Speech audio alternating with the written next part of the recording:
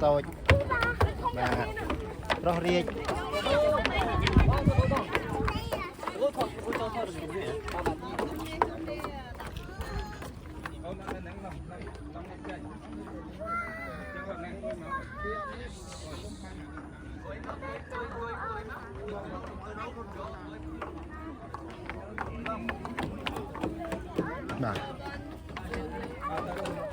เนี่ยใหญ่กองเนี่ยใหญ่กองคันนี้ก็เนี่ยคันนี้หมักให้มานี่อ่ะใหญ่กอง